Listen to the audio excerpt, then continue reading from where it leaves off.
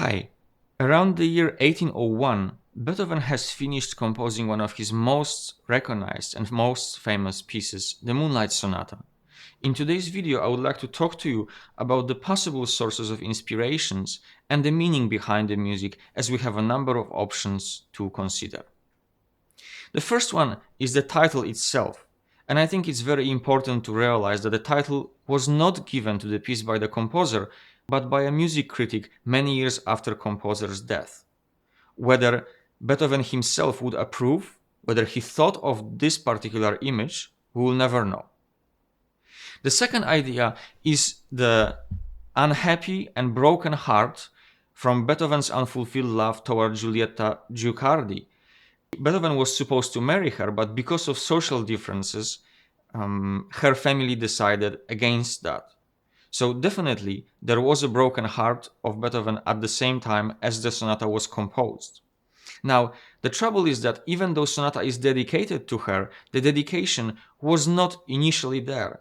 Beethoven dedicated to her a rondo, entirely different piece, but because he realized he needed a rondo for other purposes, he decided to cross out her name from the rondo, dedicate the rondo to somebody else, and instead give her as a dedication Moonlight Sonata. So again, how much of that unhappy love is contained in the sonata, we will probably never know. Finally, the third aspect of this piece, what surrounds its composition, is Beethoven's mental state and his overall situation around the time of composing of this piece. He was starting to realize that his hearing, while getting worse, that there might be no chance for it to recover. Despite of all the promises and all of the hopes given to him by various doctors, he knew that there is no way back, that his hearing will be gone soon. And as a proof to you how important listening, being able to hear, was to Beethoven, I would like to read a quick quote from him. This is a letter written by Beethoven. "But what a humiliation for me when someone standing next to me heard a flute in the distance and I heard nothing. Or someone heard a shepherd singing again and I heard nothing. Such incidents drove me almost to despair. A little more of that and I would have ended my life. It was only my art that held me back. It seemed to me impossible to leave the world until I had brought forth all that I felt was within me."